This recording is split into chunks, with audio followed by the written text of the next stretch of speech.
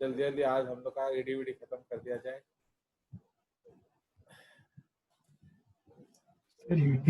हाँ सब साल एनसीईआरटी तो गोटे पैराग्राफ दीजिए। चलो तो अब हम लोग डिस्कस करेंगे। तो we will now go into what, so we will go into the uterus. Okay, तो यूट्रस और उसको हम लोग क्या कहते हैं, वोम। और हाँ वोम, और उसको हम लोग क्या कहते हैं, हिस्टेरा। ओके, वोम और हिस्टेरा। ओके, इसलिए hysteritis is also known as inflammation of the womb. ये देख रहे हो कौन है इधर, तो छोटा बॉय, समझे कि नहीं? So like that. तो ये लिख रहा एडी अच्छी ना। हाँ सतीश देखा होचे तो स्क्रीन टच डबल क्लिक करे उड़ा ना। हाय मैक्स। चलो सो समझ रहे हो, तो यूट्रस, वुम्ब और हिस्टेरा। सो नाउ अब हाँ, तो ये आपका in Odia we will call it गर्भ, right? So that is what we will say. So now अब उसके बारे में डिटेलिंग किया जाए। Now actually if you remember that it is one of the most increasing organs, माने एक ऐसा ऑर्गन जो सबसे ज्यादा साइज में बढ़ा होता है, ठीक है? तो वो एक ऐसा ऑर्गन है जो सबसे ज्यादा ग्रो करता है। Means when it is in your when it is in virgin state, जब कोई प्रेगनेंसी नहीं होता है तो वो छोटा सा होता है। But when it grows, so it occupies almost what? It occupies almost the entire abdominal, pelvic, abdominal, and also a lot of thoracic cavity. ठीक है? चलिए, so now let's go into the detail. जाइए इधर से। Now, so the uterus serves. Okay, the uterus serves as a part of the pathway for sperm deposited in the vagina to reach the uterine tubes. ठीक है? It is also the site of implantation of fertilized ovum, development of fetus during pregnancy and labor. Now, during reproductive cycles, when implantation does not occur, the uterus is the source of menstrual flow. Okay, इसका मतलब यही वो part है जो menses के समय टूट कर गिरता है, एंड यही वो स्ट्रक्चर है जिसमें कि आपका इम्प्लांटेशन ऑफ ओवरी होगा एंड एक्सेट्रा। ठीक है? नाउ इन virgin females,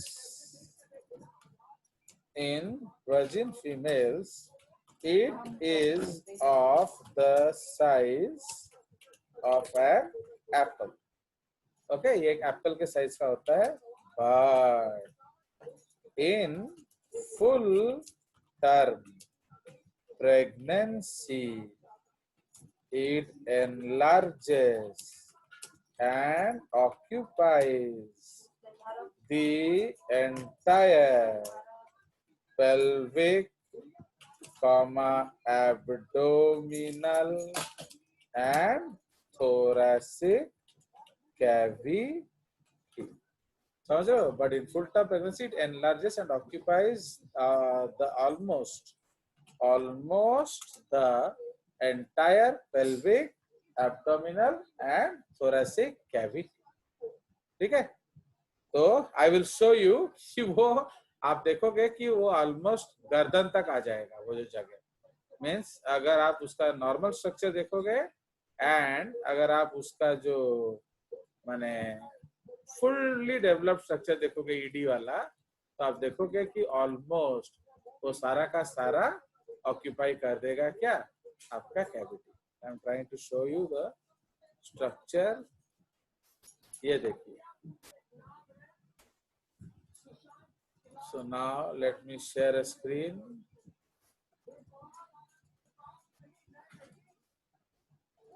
पूछता है भारत। है कि नहीं? चलो तो अब ये देखिए, आई आर सीइंग दिस, देख रहे हो? तो ये जो बेबी है ये उसका हेड है, ये उसका body, and it is almost in the rib cage, देख रहे हो?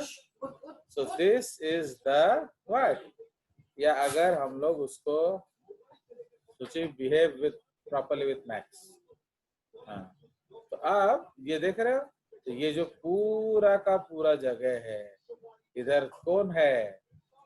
So this is basically the uterus, है कि नहीं? तो ये आपका ऑलमोस्ट सारा का सारा यूट्रस है। बट अदरवाइज कितना होता था यूट्रस?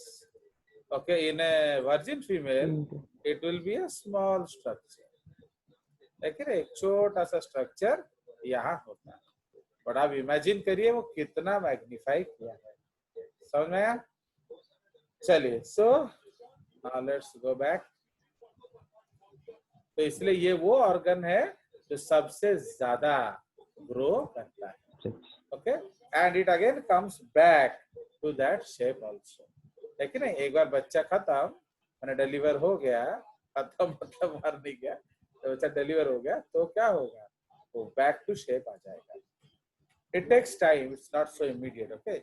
इसीलिए आपको पूछा जाएगा कि पोस्ट प्रेगनेंसी जो 6-8 महीना मेंसेस होता है उसको क्या कहते हैं, है कि नहीं? Because then the bleeding will continue for 6 to 8 months, है कि नहीं? जब यूट्रस रिग्रेस करेगा तो उसको क्या कहते हैं? चलिए, तो समझ रहे हो? तो इसलिए this is the very very important concept of the क्या अपना what is this, it is a very very important concept of the uterus. Means वो एक ऐसा ऑर्गन है जो सबसे ज्यादा ग्रो करता है, okay, it grows the maximum with respect to any organ. कोई भी ऑर्गन ले लो तो ये उनके कंपैरिजन में सबसे ज्यादा ग्रो करता है। अब हम लोग एनाटॉमी पढ़ेंगे। सो एनाटॉमी में actually I generally don't teach the sizes, but लिख लेते हैं। हाँ, कौन सा लेने? चलिए next. Now, in females who have never been pregnant, it is about 7.5 centimeter long, 5 centimeter wide, and 2.5 centimeter thickness. The uterus is larger in females who have recently been pregnant, and smaller when sex hormone levels are low, as occurs after menopause. ठीक है? तो means normal size है pre pregnancy में, pregnancy के बाद बड़ा होता है, फिर मेनोपॉज के बाद वो और भी छोटा हो जाता है, एंड जरूरत पड़े तो आप उसको निकाल भी सकते हो, because after pregnancy after menopause there is no more need of uterus.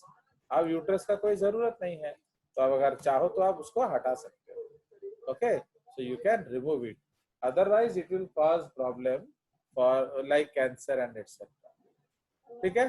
So like that. So this is the concept of the anatomy. So generally I don't teach such points, क्योंकि ऐसा कोई जरूरी थोड़ी एक छोटी सी लड़की है उसका और एक बड़ी सी लड़की है उसका दोनों सेम होगा, तो just like that, but still जो है सो है। नाउ अब उसका हम जो स्ट्रक्चर स्टडी करेंगे।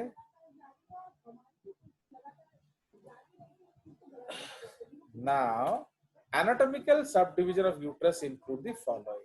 Number 1, a dome shape, okay, portion जो ऊपर वाला है superior to the uterine tubes is called the fundus, है कि नहीं? जो ऊपर छत जैसा है। A tapering central portion called the body, and an inferior narrow portion called the cervix that opens into the vagina. समझे कि नहीं? Now the interior of the cavity of the uterus is called the uterine cavity, and the interior of the narrow cervix is called the cervical canal, जो आप लोग कल बोल रहे थे, है कि नहीं? Now the cervical canal opens into the uterine cavity at the internal os. तो अगर आप उधर से आओगे तो पहले क्या होगा? इंटरनल ऑस आएगा, इधर से अगर वेजाइना के तरफ से जाओगे तो वो एक्सटर्नल लॉस आएगा। तो वो तो हम कल ऑलरेडी डायग्राम में देख चुके हैं that if you approach from the what? If you approach from the vagina side, external loss will come first. If you approach from the uterine side, you have to come via internal loss. Again, please याद रखेंगे, ये question area हो सकता है, समझ रहे हो? तो दे में कंफ्यूज यू, तो इसलिए ये आपको याद रखना है। तो uterine cavity internal loss, okay, uterine cavity जो है इंटरनल लॉस एंड वेजाइना जो है वो एक्सटर्नल लॉस, ठीक है। सो this is a very important part. चलिए, सो नाउ उसके बाद ये उसका बेसिक स्ट्रक्चर है जो कल हम ऑलरेडी डिस्कस कर चुके हैं। दैट यूट्रस का एक्चुअली 3 हिस्सा होता है, एक है सर्विक्स, एक है बॉडी एंड एक है फंडस, ठीक है जी। नाउ उसके बाद इसका लोकेशन क्या है? Normally, the body of the uterus projects anteriorly and superiorly over the urinary bladder in a position called anteflexion. Okay. Okay. The cervix projects inferiorly and posteriorly and enters the anterior wall of the vagina at nearly a right angle. So, ये हम already discuss कर चुके हैं। कल हमने positions को देख लिया है कि सबसे पहले जो है आपका आएगा क्या? तो सबसे पहले आपका, अगर हम लोग सामने से देखें तो फर्स्ट आ रहा है आपका क्या? ब्लैडर, तापर हमारा uterus and so on. So that we have already seen those structures. चलिए, सो आप उसके बाद चलते हैं तो उसका जो डिटेल है टिश्यू, तो मेनली उसका जो टिश्यू साइड है वो हमारे लिए ज्यादा इंपॉर्टेंट है। वी नो दैट 3 तरह का लिगामेंट्स उसको होल्ड करता है। Okay, so we know that the uterus,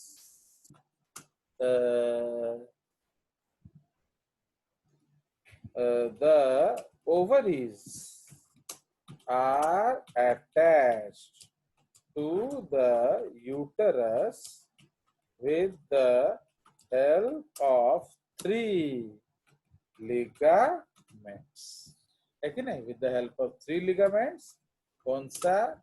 A है ovarian ligaments, उसके बाद B है मेसोवेरियम एंड सी है क्या? Broad ligament. तो उसको बांध के वो आपका यूट्रस के साथ ही बांधता है। क्लियर? तो दिस इज द केस। तापरे अब हम लोग एक मेन टॉपिक पे चले जाएंगे, तो that is called the histology. तो ये हमारे लिए ज्यादा इंपॉर्टेंट है यूट्रस का। तो histology of the uterus, okay, the histology of the uterus। now तो अब हिस्टोलॉजी ऑफ द यूट्रस का मतलब क्या है कि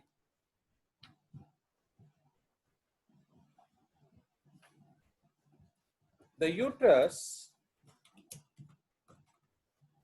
is made up of 3 layers of tissue, okay, they are, ठीक है। तो 3 अलग अलग लेयर्स ऑफ टिश्यू है। तो व्हाट आर दे?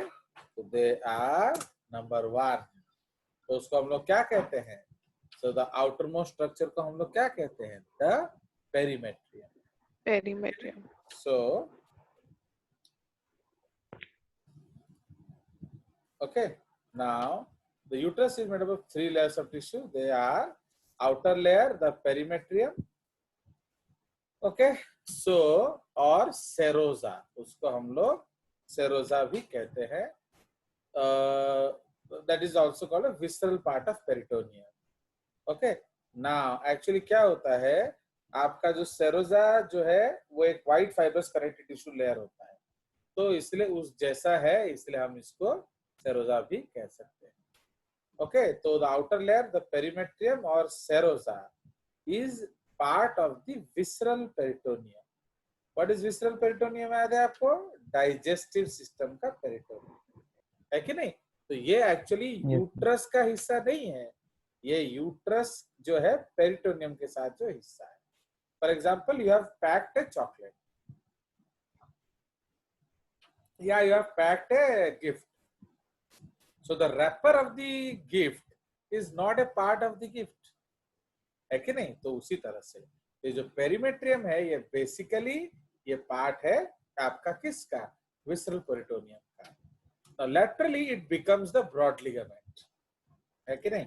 तो वो laterally जो broad ligament बनाता है, तो हम लोग कल देखे ही हैं। Now the middle layer is called the myometrium. Okay, इसको हम लोग मायोमेट्रियम बोलेंगे। Consist of 3 layers of smooth muscle fibers and forms the bulk of the uterine wall. So during labor and childbirth, coordinated contraction of the myometrium help expel the fetus from the uterus. समझ रहे हो? तो ये एक smooth muscle है। Now what does actually smooth muscle indicate to you?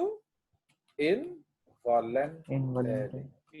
इसका जो contraction है वो आप नहीं कर सकते। Now if you have seen that film 3 Idiots, वो जो पुश पुश पुश बोलता है, तो फिर वो किस मसल को पुश करने के लिए बोल रहे हैं? Because you cannot push the uterine muscles. तो गेस करिए, which muscles you want to push? दीदी पुश करो, दीदी पुश करो, पुश करो दीदी। तो बोलते हैं ना, चैंप के लिए पुश करो।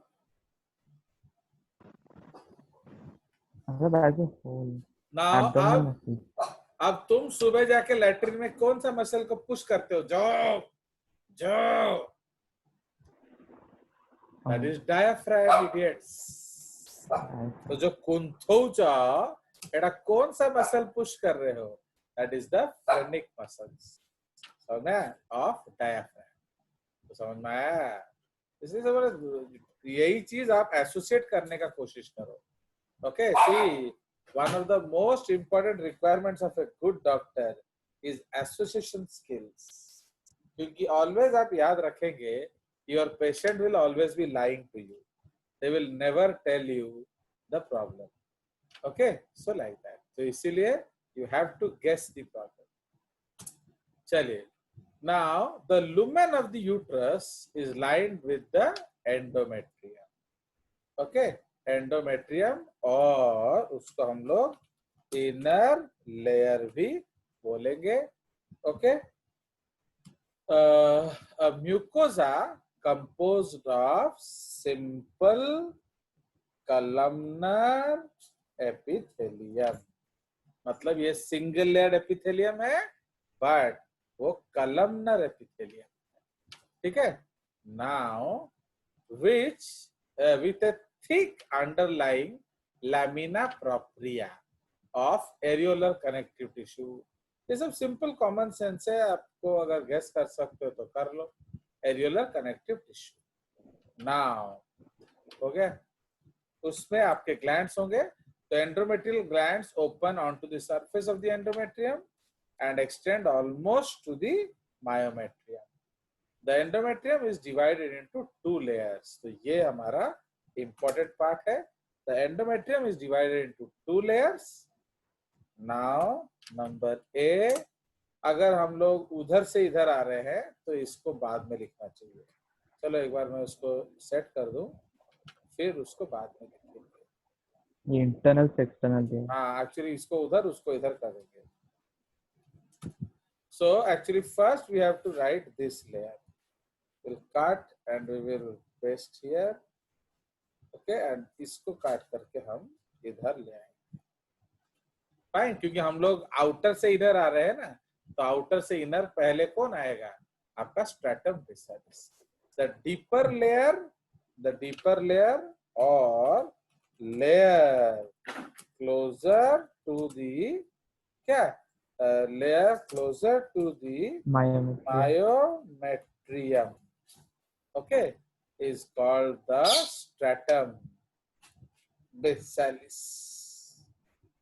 Okay, stratum basalis, full stop. The deeper layer closer to the myometrium, the stratum basalis, is permanent and gives rise to new stratum functionalis. Okay, after each menstruation. ये देखो, it is a totipotent layer of cells. It is a totipotent layer of cells. आपको मालूम है ये ओलिगोपोटेंट है actually, totipotent नहीं. इसे कुछ तरह के सेल्स बना सकता है. तो but for you everything is totipotent. So it is a totipotent layer of cells. Okay, and can produce the can produce the stratum functionalis. समझ रहे हो? चलिए, तो अब इधर हम एक ग्रीन पॉइंट लिखेंगे, उसके लिए मैंने जगह छोड़ दिया है. चलिए, because I cannot use another colour inside the box, समझे कि नहीं? तो इसलिए मुझे फिर बॉक्स के बाहर जाके एक और बार करना पड़ता है. You see how many things I have learned. So now the innermost layer, the innermost layer is known as the stratum functionalis. Okay? So the innermost layer is known as the stratum functionalis, full stop, semicolon. 8 lines the uterine cavity and sloughs off. ये बहुत important term है, ये हम लोग generally use करते हैं, पर NCERT इसको यूज नहीं करता. स्लफ्स ऑफ माने कटना. It lines the uterine cavity and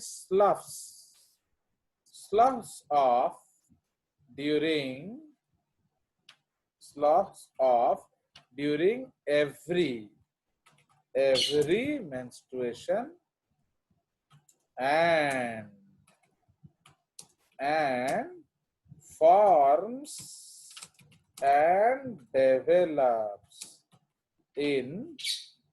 forms and develops in every post-luteal phase of the menstrual cycle. Post-luteal ने luteal phase लिख देते हैं.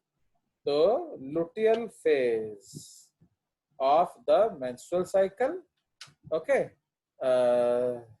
or in every pregnancy.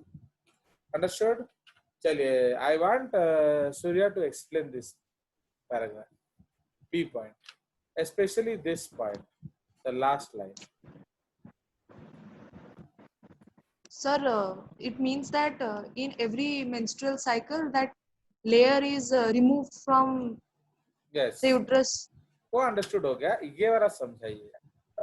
Every luteal phase of menstrual cycle or in every pregnancy. So luteal phase means वो जब corpus luteum degenerate हो जाता है, तब the progesterone level falls. No. Please be patient. Please be patient. Okay. Actually ये मेरी भी गलती है.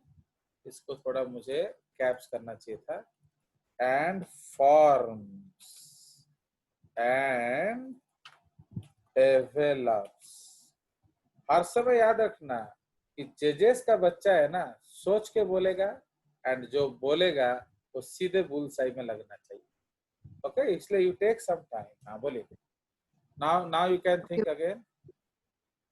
Yes, sir. क्योंकि ये बहुत इंपॉर्टेंट लाइन है. देखिए, आपका हर मेंस्ट्रुअल पीरियड में जो सेकेंड हाफ है, मैंने पोस्ट ओव्यूलेशन, उसमें आपका कॉर्पस लुटियम होता है एंड प्रोजेस्टेरोन होता है. तो उसमें क्या होगा, आपका ये डेवलप करेगा. So every menstrual cycle the body prepares for pregnancy. अगर नहीं हुआ प्रेगनेंसी तो वो एलिमिनेट करता है, फिर मेंसेस होता है।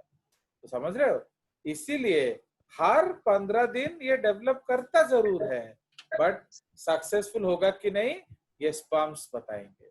अगर स्पर्म मिलन नहीं हुआ, इसीलिए तो मैं बोलता हूं ना एसटीडी होना जरूरी है। What is the full form of STD? Sexually transmitted diseases. No, that is सुंदर टोकाटोकी दर्शन। हम्म, समझ रहे हो? तो जब आप, दर्शना। हाँ, जब आप सुंदर टोकाटोकी दर्शन करोगे तो दिल मांगेगा मोर, तो फिर आप कुछ और करोगे, एंड अगर आप कुछ और किए विदाउट प्रोटेक्शन तो आपको एसटीडी हो सकता है। This is diseases. समझ रहे हो? सो दैट इज द कंसेप्ट। तो इसीलिए actually what happens, her cycle में आपका जो यूट्रस डेवलप करता है, okay, but her 28th day वो टूट जाता है इन ऑल योर केसेस, क्योंकि अभी तक आपके केस में स्पर्म्स नहीं आए, बट जब आएंगे तो कुछ अलग होगा। तो समझ रहे हो? तो दिस इज द, देखो कितना हैवी लाइंस है, ये लाइंस आप कभी पाओगे एनसीईआरटी में? तो these are the beauty of science, है कि नहीं? तो so heavy Yes, sir. Lines. चलिए, so now we will write a green point here. अभी क्या सर होता मतलब है? ये सर मतलब ये प्लॉरिफरेटिव स्टेज था। नो माय डियर, प्रोलिफरेटिव ताले तो मेंस्ट्रुअल साइकिल आइडिया भी गड़बड़ अच्छी, समझे कि नहीं रुद्रांश एंड ये?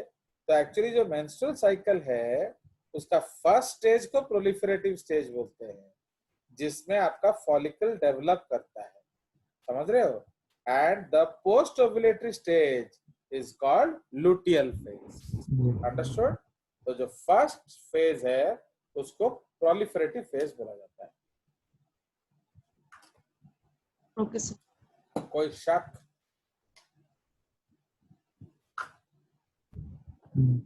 इसीलिए आपको क्या याद रखना है, लुटियल मीन्स कॉर्पस लुटियम। तो कॉर्पस लुटियम क्या बनाता है? प्रोजेस्टेरॉन। तो प्रोजेस्टेरॉन के प्रेजेंस में uterus will prepare for pregnancy. देखिए अभी आप लोग ऑलरेडी 16-17 साल के हो गए हो, फिर ऐसे होते होते 25 साल हो जाएगा। तो अभी हर 28वें दिन आपका क्या होता है? Is there any sperm in your life? Actually sperm means male. In Vicky Donor language, Vicky Donor में डॉक्टर क्या है, वो हर चीज को स्पर्म के नाम से बुलाता है। जैसे अभिषेक को देख के क्या बोलेगा? ब्लैक स्पर्म, है कि नहीं? उसी तरह से ओम चंद्र Yes, को sir, देख yes. के क्या बोलेगा? Fair sperm. तो इसलिए वो लड़का लड़की नहीं बोलता था, वो लड़कों को स्पर्म से ही, कोई बदमाशी कर रहा है इनडिसिप्लिन स्पर्म, इस तरह से। तो इसलिए since you don't have any sperms in your life, तो आपके लाइफ में हर 28 दिन के बाद पहला दिन आता है। देख रहे हो अगेन कितना बड़ा शब्द मैंने बोल दिया। Kindly explain this Abhishek. After every 28 day you get first day. Sir, the same cycle repeats again. हाँ, फिर मेंसेस हो जाएगा। अंडरस्टूड? बट आफ्टर मैरिज अब आपके लाइफ में कौन आया? Sperms. So there may be some difference. Understood? तो इसीलिए अब जैसे ही 28 दिन आएगा तो आपका अगला स्टेज क्या होने वाला है? मेंस की तैयारी है ना। अभी तक आप क्या करते थे? मेंस ही कराते थे। तो इसीलिए बच्चा क्या बोलेगा? माँ मु अच्छी, माँ मत पकाओनी, मु अच्छी, है कि नहीं? तो आप who has to tell this? The baby. ये हम इसके मजे लेंगे when we discuss the menstrual cycle. चलिए, so now let's go back to topic। तो समझ में आया? इसलिए the embryo has to inform, otherwise माँ गिरा देगी। तो इसी को मिसकैरेज टेंडेंसी कहते हैं। तो इसलिए all girls you should inquire about your mother, elder sister, मौसी, उनका रिप्रोडक्टिव हिस्ट्री। अगर उनके लाइफ में रैपिड मिसकैरेजेस हुए हैं तो आपके लाइफ में भी होगा। तो एटलीस्ट आप कॉशन तो ले सकते हो। चलिए नाउ अभी क्या होता है, आजकल का जमाना बड़ा गड़बड़ है। पहले हम लोग क्या है ना, एक लड़का लड़की मिलते में कितना टेंशन होता है। बट कल क्या हुआ रात को कि सूर्या मेरे को एसएमएस करती है कि sir please send the snaps, चला तो मैंने बोला कि yes I will upload it next morning. तो सडनली एक प्रभु रूप ने सारा फोटोज भेज दिया। किसने भेजा बताओ? अभिषेक। Who sent the snaps in the Sandeep Prabhu. group? Huh? Sandeep. Sandeep the Sandeep god. Prabhu. Sandeep the Sandeep. god is always ready to help girls. है कि नहीं? तो just like that. जैसे ही सूर्या ने मांगा Thank you, Sandeep. वो दिल खोल के वो दे दिया सारा फोटोज। देख रहे हो? तो that is why there is a very indisciplined sperm. है कि नहीं? चलिए। So now अब क्या है? तो एक्चुअली क्या होता है, अगर आप गुरु का बात नहीं मान के इधर उधर काम करोगे तो there may be a problem. तो that is called teenage pregnancy. So in case of teenage pregnancy in India abortion is technically banned. तो इसीलिए अगर आप जस्टिफाई नहीं कर पाओगे अबॉर्शन के कारण तो बच्चा अबॉर्ट नहीं कराया जाएगा। तो you have to give birth to the child. तो अब आप क्या करोगे? You will go to desi clinics. तो देसी क्लिनिक्स में बढ़िया बढ़िया टेक्निक्स होते हैं अबॉर्शन के। सबसे इजीएस्ट टेक्निक होता है किक थेरेपी। आप जानते हो कि नहीं व्हाट इज किक थेरेपी? पूरा बड़ा बड़ा Yes sir, पेट में लात मार देंगे जोश। हाँ, पूरा भाई। मसल पूरा बॉडी शॉडी वाले लोग होंगे, बाकी खींच के पेट में लात मार देंगे। तो आपका क्या होगा? अबॉर्शन हो जाएगा। तो that is called kick therapy. उसी तरह से एक डीएनसी थेरेपी होता है, डिस्क एंड क्यूरेटेज। माने एक चम्मच जैसा स्ट्रक्चर लेके पूरा यूट्रस को नोच नोच के निकालेंगे। एंड उसके बाद है चिली थेरेपी। हर तरह का चिली जो नेचर में मिलता है उसका जूस बना के यूट्रस में छोड़ दिया जाता है। तो आप मजे लो, है कि नहीं? चलिए, तो आप इस तरह का अगर बदमाशी किए, या फिर कभी कभी क्या होता है ना, आजकल people are more smart and that too non medical students, they are more smart. वो तो बायोलॉजी पढ़े नहीं, बट थोड़ा जो बायोलॉजी सीख लिए वो रिप्रोडक्टिव सिस्टम ही सीखे। अब ये लोग क्या करेंगे? गड़बड़ कर देंगे, तापरे जाएंगे आईपीएल खाएंगे, अनवांटेड 72 खाएंगे। अब तो लड़का बोलेगा दूर साली 70 रुपए का चीज है एंड तू एक लेकर आई है, 10 तो ले आ, टेंशन नहीं होना चाहिए, है ना कि नहीं? अब उसको थोड़ी मालूम है कि आईपीएल क्या है एंड वो क्या कर सकता है। It is cutting the female body. और जब एक आईपीएल से आपका काम हो सकता है, सपोज एक आईपीएल 4 लेयर हटाएगा आपके यूट्रस का, तो 10 आईपीएल क्या करेगा? पूरा यूट्रस ही उड़ा देगा। तो एटा पिल्ला बुझंतिनी and sometimes they fall into serious problems. So that is why अगर इस तरह के गलत जगह पर गए हो, आपको हो सकता है नली पारा। नली पारा को हिंदी में हम लोग क्या कहते हैं? बांझपन। Okay, so in Hindi we call it banchpan. So if there is an injury to the stratum basalis, तो क्या होगा? There will be no or improper laying of the stratum functionalis। समझ रहे हो?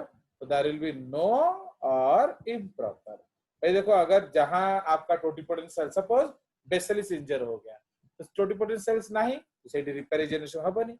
तो कहीं कहीं होगा, कहीं कहीं नहीं होगा, दैट इज कॉल्ड इम्प्रॉपर। बिल्कुल ही नहीं होगा, okay, there will be no, इसको कैप्स में लिख देते हैं, नो और improper क्या? laying of the stratum functionalis. Okay, stratum functionalis. Okay, so such females cannot conceive child of their own। तो उनका अपना बच्चा नहीं हो सकता है। हो गया? तो इसलिए दिस इज कॉल्ड नलीपारा। अब मदद कीजिए please Surya, please help me, I am your friend. तो क्या किया जाए? तो what is associative reproductive technologies? It is the favourite of my wife, surrogacy. Surrogacy. Yes, because आप तो माँ बन नहीं सकते, इसलिए yes, you can be a biological mother but you cannot be the actual mother. Means you can be egg donor, आपका egg ठीक ठाक है, आपका फलोपियन ठीक ठाक है, आपका यूट्रस गड़बड़ है, तो इसलिए क्या होगा, आपका यूट्रस में बच्चा ठहर नहीं सकता, वो खाना पीना वहां से पा नहीं सकता। तो in that case you have to go for surrogate pregnancies. Okay, surrogate pregnancy. But इससे क्या होगा, आपको अपना बच्चा मिलेगा बट किसी दूसरे सोर्स से। ओके, माने इसमें स्पर्म भी आपके हस्बैंड का है, एग भी आपका है, तो बायोलॉजिकली वो तुम्हारा बच्चा है, उसका डेवलपमेंट तुम्हारे जैसा होगा, बट उसकी एक्चुअली जननी कौन है? तो जननी इज द सरोगेट मदर। तो अगर उसने यशोदा कोई और होगी। यस, अगर जसोदा नहीं, ये एक्चुअली सरोदा है। जसोदा तो सिर्फ खिलाई पिलाई थी, ये तो माँ पेट में पालती भी है ना, so she is more than Jasoda. Okay, so surrogate pregnancies आपका इसका असाइनमेंट है। Why my wife loves it? Because all the nonsense people in Bollywood have gone for surrogacy, है कि नहीं? चलिए, तो आ गया मजा कि नहीं? सो this is the concept of histology of uterus. ना यहाँ कुछ इंपॉर्टेंट पॉइंट्स है जिसपे हमें थोड़ा तवज्जो देना है। So we have to give some more stress. Now again, smooth muscles, involuntary fibres, ये आप याद रखेंगे। तापरे ये बहुत बहुत इंपॉर्टेंट है, जो एंडोमेट्रियम है, ये एंडोमेट्रियम कौन सा लेयर है? Simple columnar epithelium and lamina propria. ये आप थोड़ा सा शायद अभी आपको याद नहीं होगा। Now if you remember digestive system, देखिए एपटे एंडोमेट्रियम अच्छी, सेपटे मायोमेट्रियम अच्छी। Who will hold it? Myometrium is, सुनो, मायोमेट्रियम एक मसल लेयर है, जबकि एपिथेलियम एक एपिथेलियम लेयर है। तो हु विल होल्ड इट? तो उसको पकड़ने के लिए आपको एक कनेक्टिव टिश्यू चाहिए। Understood? So that is why lamina propria is a loose connective tissue. तो जो एक तरफ सिंपल कलमनर एपिथेलियम को पकड़ता है, दूसरा तरफ आपका जो क्या मायोमेट्रियम को पकड़ता है। अंडरस्टूड? चलिए, एंडोमेट्रियल ग्लैंड्स बहुत ज्यादा इंपॉर्टेंट है, यही आपका यूट्राइन मिल्क बनाएंगे जो बच्चे को खिलाएगा।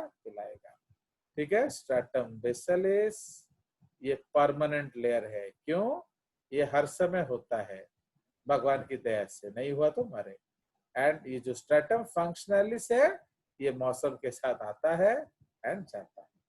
ओके, सो स्ट्रैटम बेसिलिस तो दुख का साथी है। ओके, सुख तो है एक छाव फंक्शन